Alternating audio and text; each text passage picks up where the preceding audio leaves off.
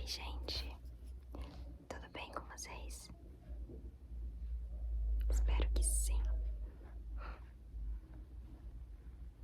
Espero que sim. E se não tiver tudo bem, eu vou fazer você relaxar. E o Pudim vai ficar aqui atrás, observando se você vai relaxar ou não. Então é melhor relaxar. Hoje eu trouxe aquele livro e hoje eu vou ler pra vocês, ok? Eu espero muito que vocês gostem e vocês relaxem, ok? E também eu não sei em quantos vídeos eu vou terminar esse livro, mas eu posso tentar resumir, eu não sei, eu só quero ler pra você relaxar, ok?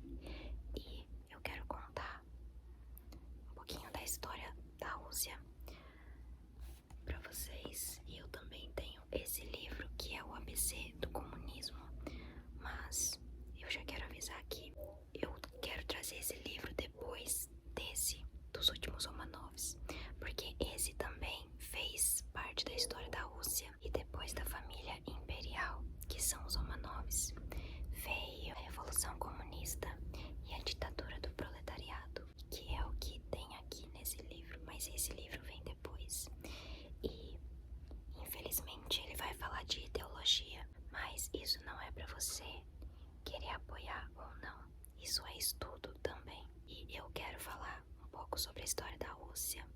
Eu posso trazer aqui alguns fatos depois, porque foi uma cultura que eu tive contato, bastante contato entre todas até hoje. Posso explicar bastante coisa sobre.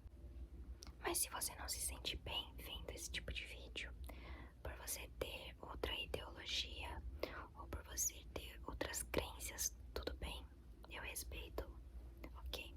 Tudo se vale quando existe respeito. Mas esse vídeo em específico, eu vou falar sobre a família Romanov, que foram os últimos czares da Rússia, ou czares. Czares seria em russo, nós falamos czares. Então, eu vou começar a ler, ok? Pra você relaxar. A tragédia dos... Calma, Putin, eles já estão mortos. Não vão roubar o seu lugar.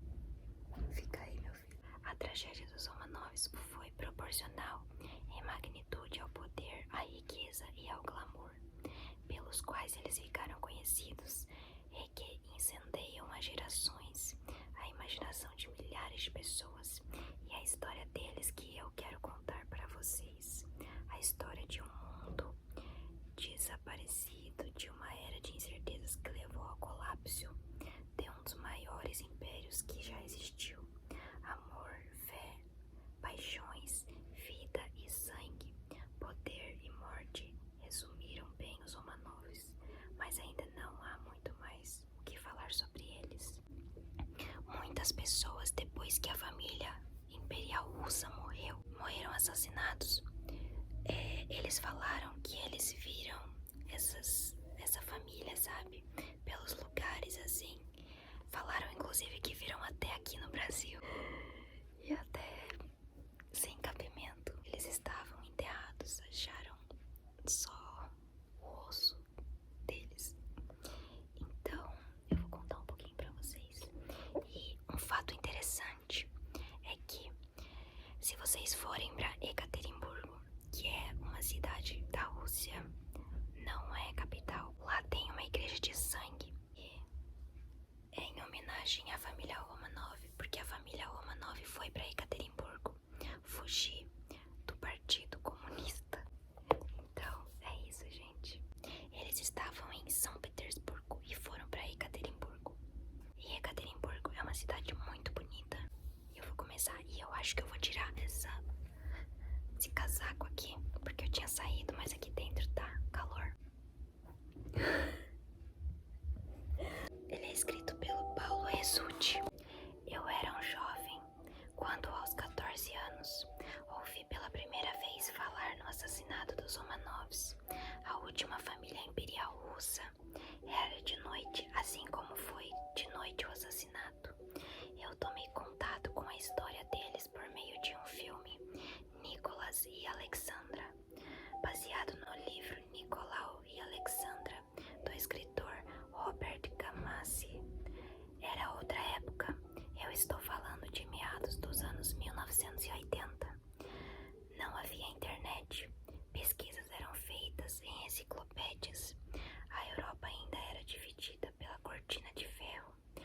leste europeu era comunista e os diversos países não passavam de estados satélites da antiga União Soviética. Hollywood lançava filmes sobre espiões russos infiltrados no Ocidente e o Globo Repórter fazia programas sobre a ameaça de uma guerra nuclear entre o primeiro mundo, Estados Unidos e seus aliados, e o segundo mundo, União Soviética e seus aliados. Óbvio que o terceiro mundo, os países neutros, mas nem tanto, durante a Guerra Fria também sofreria com esses conflitos. Lembro particularmente de uma das suas matérias, na qual o apresentador mostrava as capitais que pareciam rapidamente por ataques de mísseis nucleares. São Paulo era um dos alvos. Naquela noite foi bem difícil dormir, entre pesadelos com a sombra de corpos desintegrados e impressas em muros, como Hiroshima, e com a nova estranha civilização que poderia vir a surgir das baratas, que seria uma das poucas espécies a se salvar de um ataque desse tipo.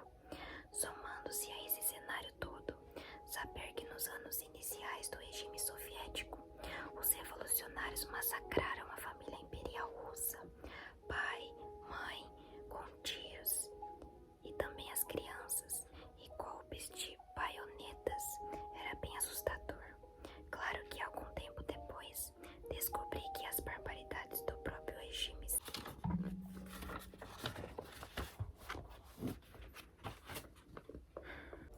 A história sempre tem vários lados e serve muito bem como propaganda dependendo de qual deles se quer atacar. E isso também se vale para a guerra da Rússia e da Ucrânia. A história tem dois lados, porém é um conflito um pouco complicado de se entender.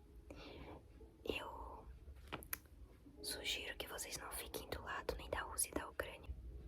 Ambos os lados não estão corretos no meu ponto de vista e eu estudo sobre isso.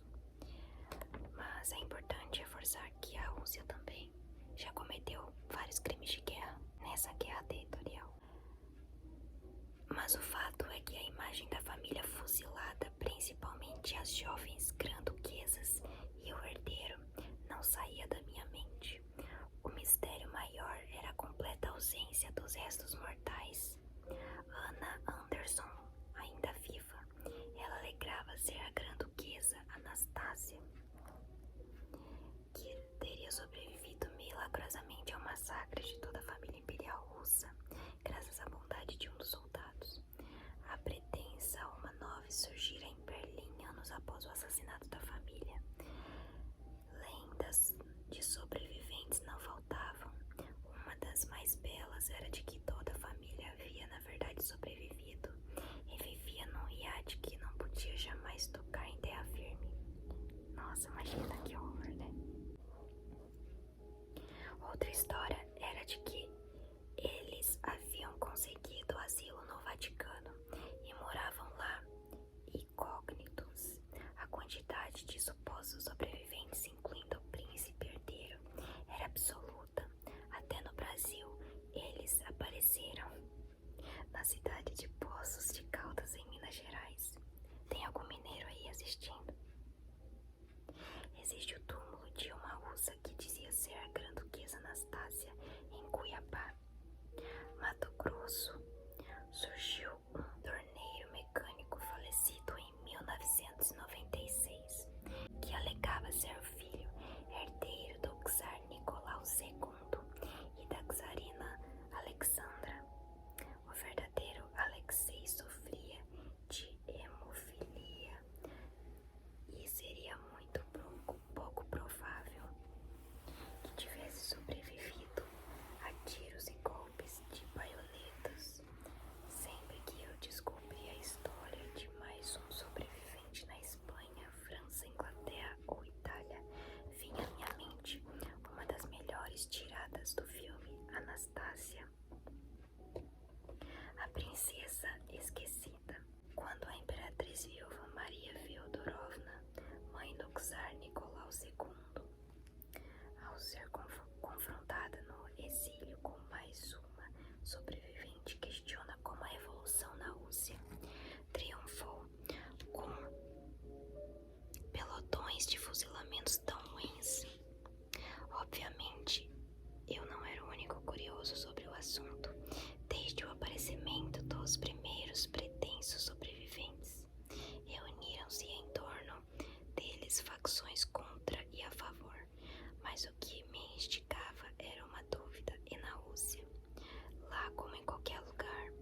história era recontada pelos vencedores, czares como Pedro o Grande e Catarina a Grande.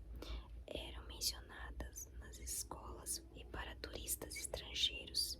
São Petersburgo, que na época se chamava Leningrado, tentara apagar a história dos últimos czares. Era permitido, por exemplo, aos turistas visitar o Palácio de Catarina em Tsarskoye-Selo, a antiga vila do czar, localizada perto da ex-capital, mas ninguém informava onde ficava o Palácio de Alexandre, residência do czar Nicolau II, sua família e ser um historiador russo. Estudar os diários e as cartas escritos por Nicolau e Alexandra seria taxado como uma pessoa suspeita e inimiga do regime soviético. Imagine então alguém do Ocidente conseguir acesso a qualquer tipo de material que elucidasse o caso, somente com a queda do comunismo, que foi diversas histórias e emergiram também.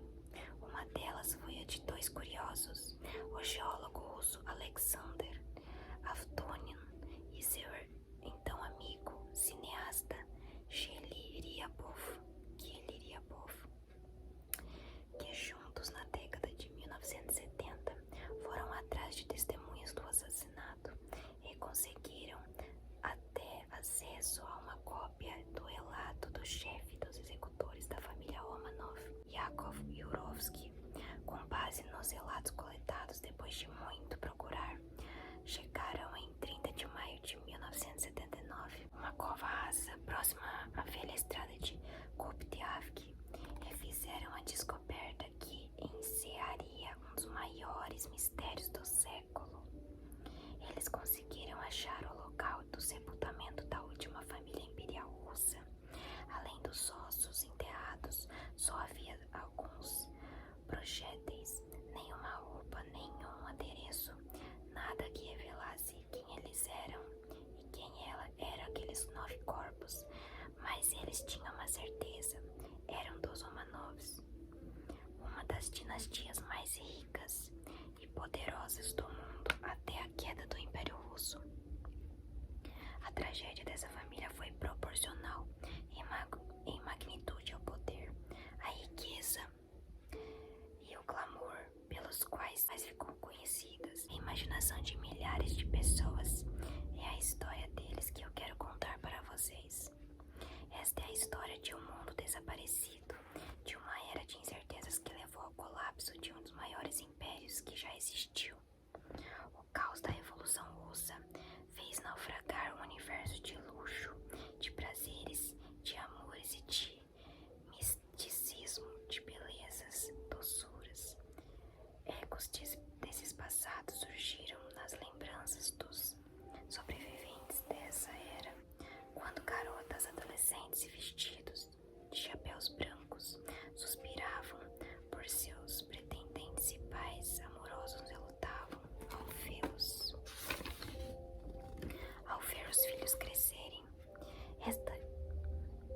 Esta também é uma das angústias de uma mãe e de um pai que, por infidelidade do destino, não era um simples burguês, mas sim um imperador, despreparado para os anseios de uma sociedade em constante mutação. Amor e ódio, fé e paixões, vida e sangue, poder e morte resumiram bem os Romanovs, mas ainda há muito mais o que falar sobre eles.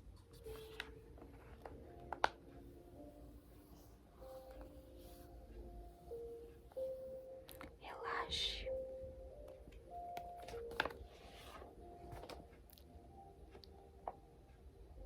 Não sei se vocês vão conseguir ver, mas eu vou tentar mostrar pra vocês.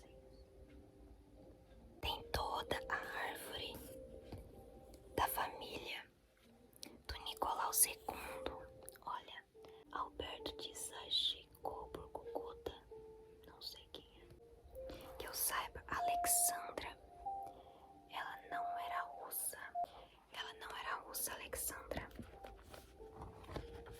Ou ela era mestiça, mas ela não era totalmente russa. Nós temos Alexandra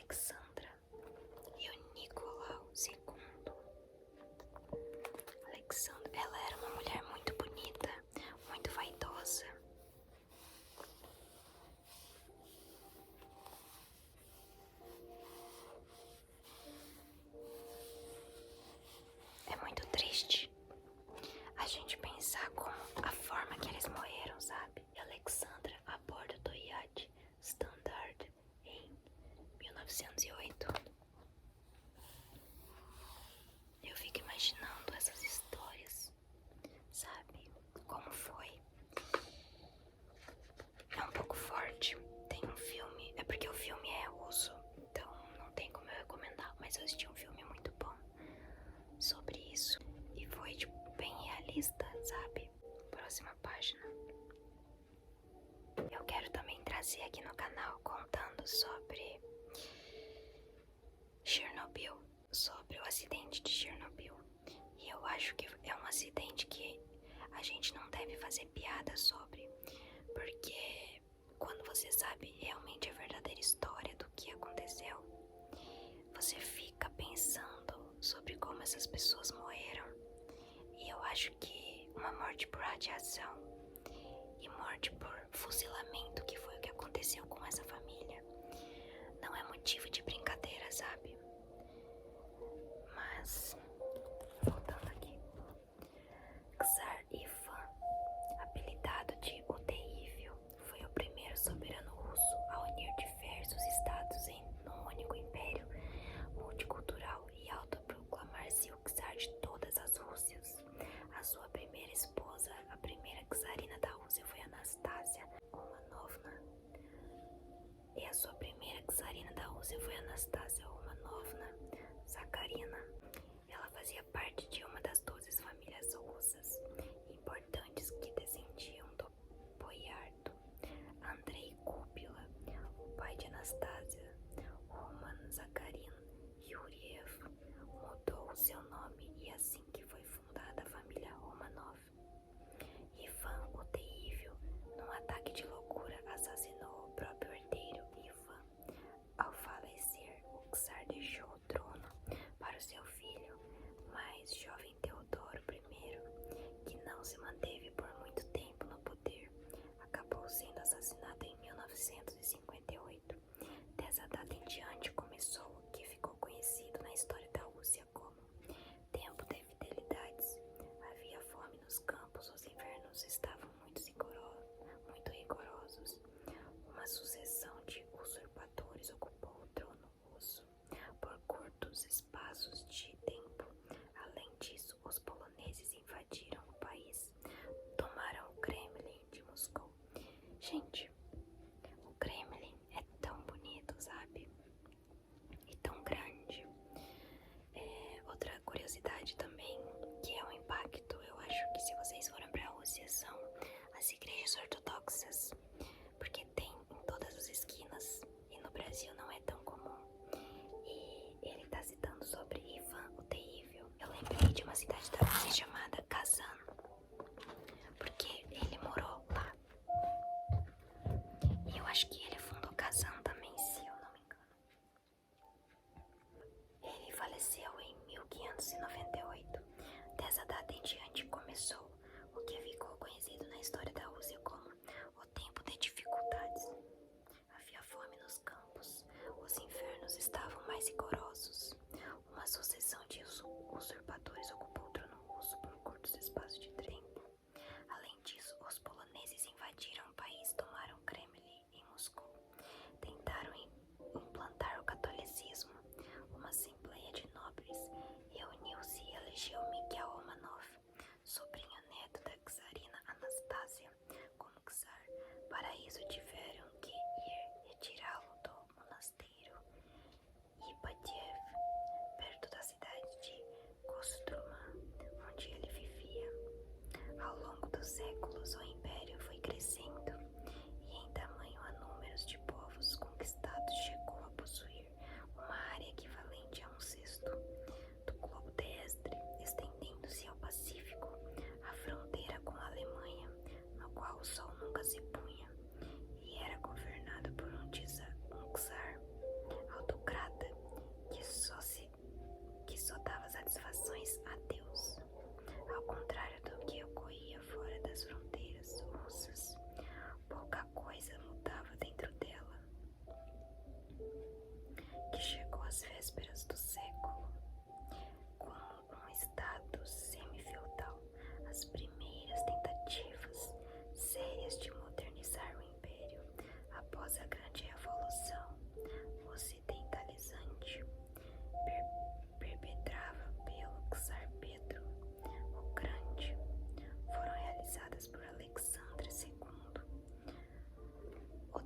sexto czar da dinastia Romanov.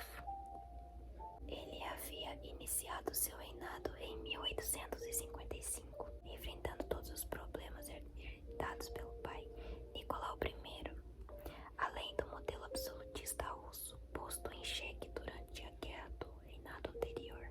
Alexandre assumiu o país desgastado pela Guerra da Crimeia.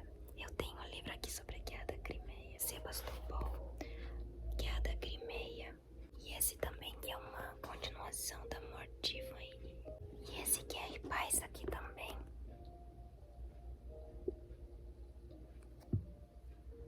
E eu quero que vocês, no final, eu vou mostrar alguns livros pra vocês, porque eu quero trazer outro SMR também, lendo outros livros. E você vai decidir aí nos comentários qual vocês vão querer. Ele havia iniciado seu reinado em 1855, enfrentando todos os problemas herdados pelo pai, Nicolau I. Ao subir ao trono por fim da Guerra contra o Tratado de Paris de 1856, após resolver a questão militar, mesmo com grandes perdas para o Império dos Romanovs, Alexandre II começou uma série de reformas sociais e políticas. Em 1861, o chamado Czar Libertador libertou os servos camponeses vinculados à terra onde viviam e na qual trabalhavam desde o século. Reformulou o sistema judiciário e recriou Zemstvos, Assembleias Populares, em russo. Apesar das boas impressões do czar, diversas camadas sociais acabaram descontentes. A nobreza e os latifundiários, durante a perda de seus privilégios, fizeram de tudo para prejudicar as novas reformas. Os servos libertos agora podiam sair das terras e ir para onde quisessem, assim como podiam se casar com jovens de outras propriedades, mas sem dinheiro para fazer a plantação e para colher. Recorriam aos antigos patrões que os ignoravam, levando muitos camponeses a morrer à míngua em busca de melhores condições, sem terem mais tolhido seu direito de se estabelecer onde quisessem. Milhares deles abandonaram o campo e foram para as grandes cidades como Moscou, São Petersburgo, Odessa e Kiev.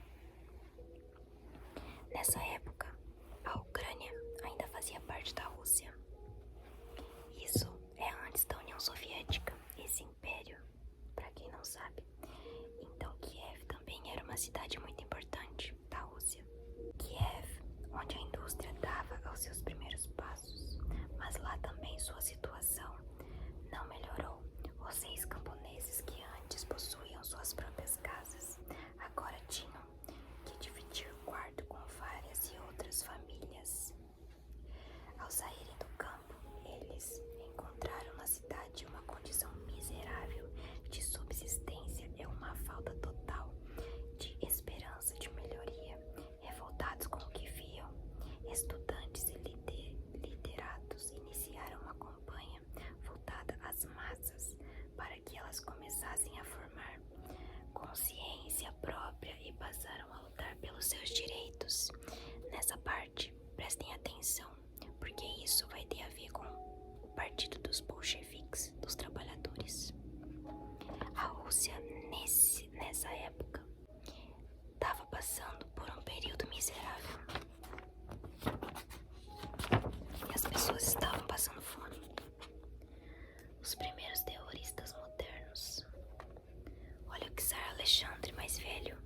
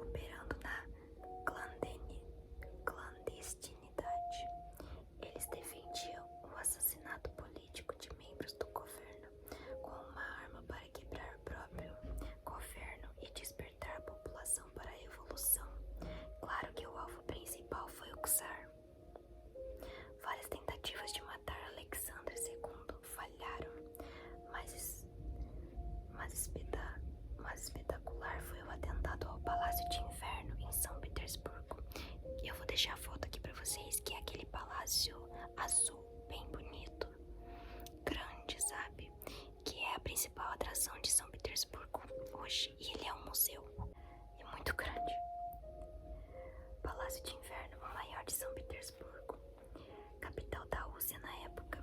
Era a capital da Rússia, São Petersburgo, hoje em dia Moscou.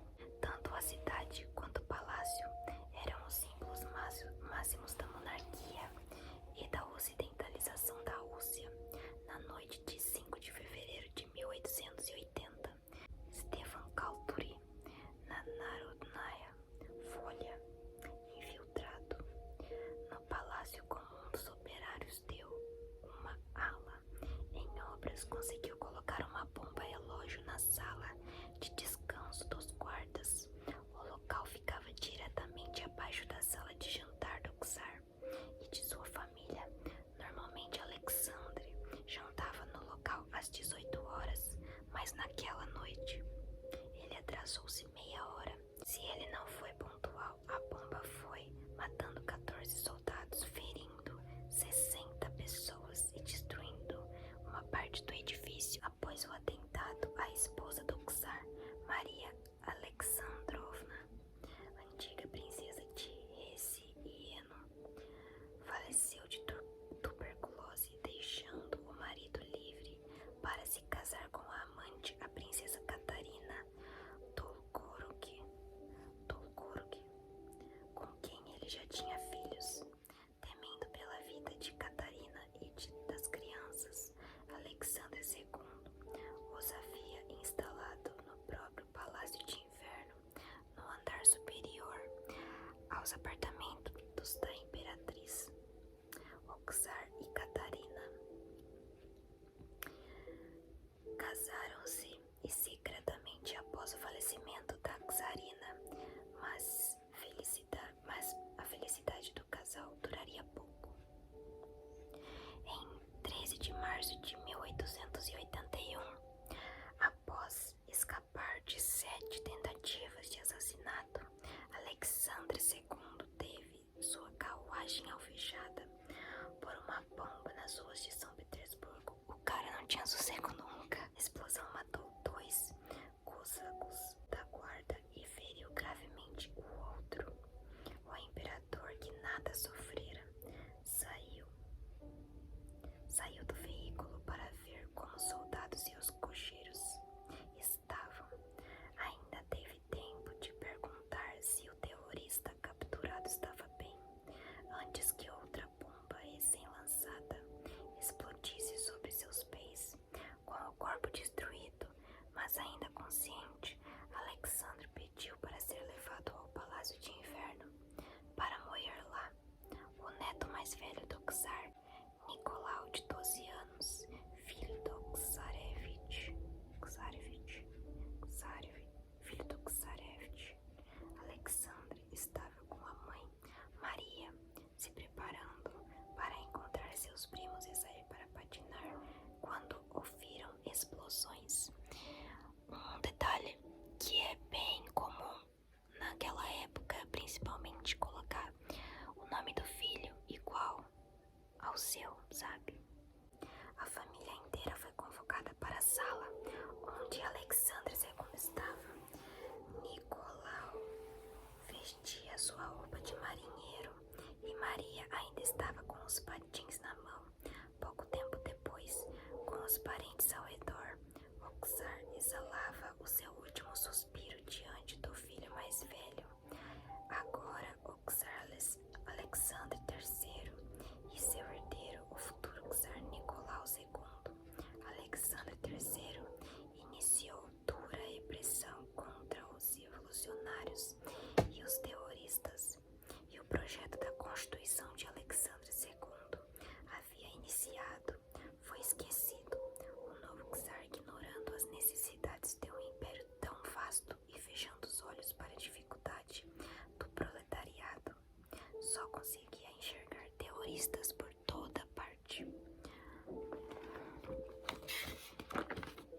Como medidas imediatas, reduziu o poder dos Zemstvos, censurou a imprensa e dificultou ao máximo o ingresso das crianças de classe baixa nas escolas. Assim, Alexandre III extirparia, mas não eficientemente, o terrorismo revolucionário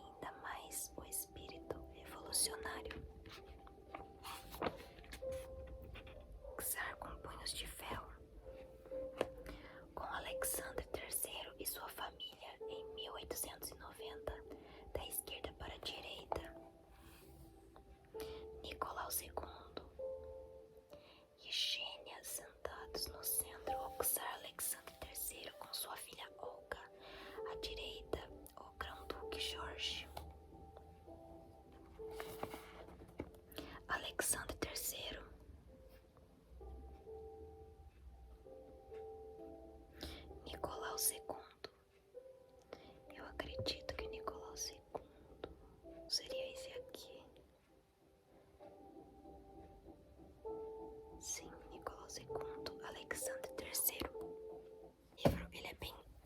Ok. Esse livro, ele é bem complexo. Ele fala sobre a família dos Romanov, mostra fotos, sabe? Bem gostosinho de ler. Espero que vocês estejam gostando. Curiosidade sobre essa santa é que, assim como Nossa Senhora da Conceição, aparecida aqui no Brasil, a madeira da estátua escureceu, tomando conhecida como a Virgem Maria Negra. Alexandre e Maria não poderiam ser mais diferentes, não só fisicamente, mas em temperamento. Enquanto ele era direto e quase rude, ela era paciente e charmosa. No entanto, apesar da maneira desagradável como foram levados a se casar, os dois tornaram-se extremamente afeiçoados um ao outro, apoiando-se mutuamente nas maiores crises. Maria adorava festas, Alexandre as odiava. No entanto, para agradá-la, consistia todos os bailes que ela quisesse dar e acompanhava a todos os outros durante a temporada. Enquanto ela dançava uma música atrás da outra, ele ficava jogando cartas. Quando achava que já estava ficando tarde, começava a mandar embora os músicos um por um, até que sobrasse apenas um, e Maria consentia em dar o baile por encerrado. Além de dirigir ao pai na condução da política russa, outra mudança significava no reinado de Alexandre III foi a transparência da residência da família para o Palácio de Gatina, depois do atentado contra o Palácio de Inverno e do assassinato de seu pai em São Petersburgo. O czar não sentia mais seguro na capital. Resolveu ir com a família para esse palácio afastado 10 quilômetros de São Petersburgo, que era usado como uma casa de campo. Lá imaginava que levaria uma vida mais tranquila. De fato, os Romanovs não sofreram nenhum atentado em casa, mas não significava que os terroristas tivessem desistido. A tentativa mais notória ocorreu quando o trem em que eles viajavam, atingido por uma bomba, Alexandre III salvou todo mundo, segurando no teto do vagão, nas próprias costas. Graças à sua força física, nenhum membro da família se feriu. A repressão aos movimentos opositores tornou-se cada vez mais dura, mas os revolucionários continuaram a existir.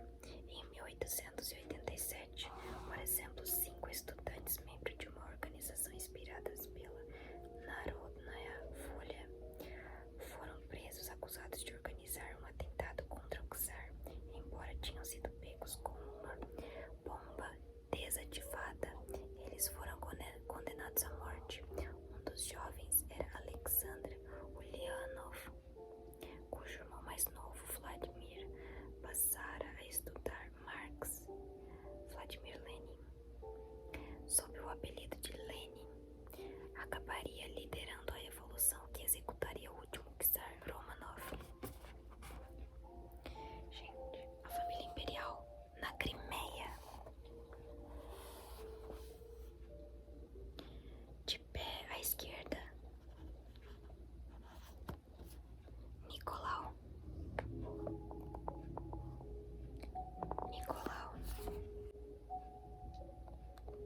E os filhos dele. A mulher dele. Gente, uma observação. Gente, o vídeo tá ficando muito grande, meu Deus. Eu acho que eu vou deixar outra parte pra gravar depois. Gente, eu vou deixar outra parte pra gravar depois. Mas eu prometo que eu vou trazer o final dessa história. Espero que vocês tenham gostado.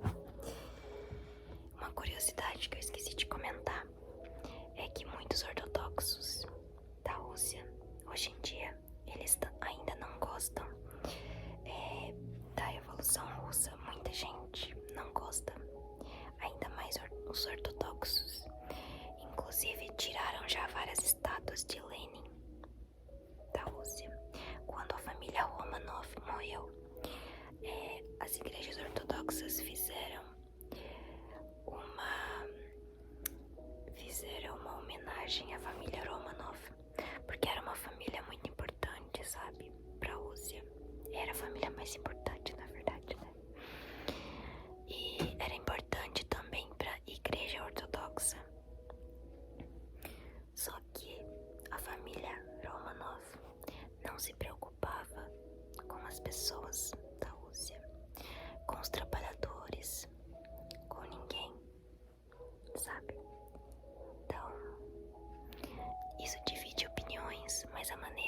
eles foram executados também foi bastante cruel.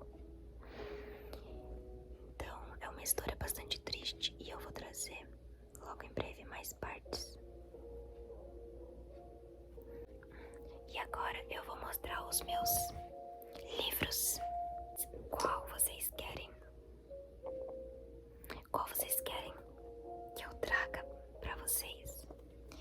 Fyodor Dostoiévski, Crime e Castigo. Eu posso ler pra vocês.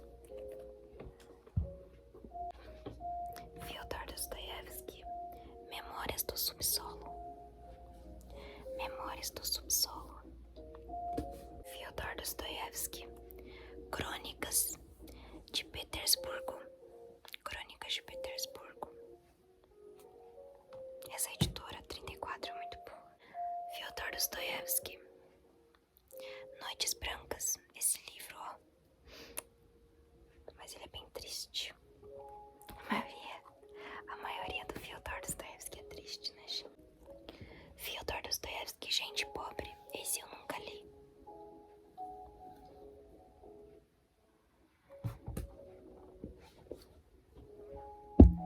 A Morte de Ivan Ilitch Tolstói. Esse, quando eu falei esse pra vocês, eu quero ler esse também. Esse vem primeiro, esse vem segundo. Sobre a Guerra da Crimeia. Sebastopol, Guerra da Crimeia. Tolstói, ótimo também. Qual vocês querem, gente? Falem pra mim nos comentários. Guerra e Paz, Lev Tolstói também. Ótimo livro. Ivan Turgenev. Ivan Turgenev. Ivan Turgenev. Pais e Filhos. Ana Karenina. Ana Karenina. Lev Tolstói também. Toda essa literatura é literatura russa ou eslava. Dostoiévski. Dostoiévski é russo. Esse aqui é Os Irmãos Karamazov. Os Irmãos Karamazov. Qual vocês querem?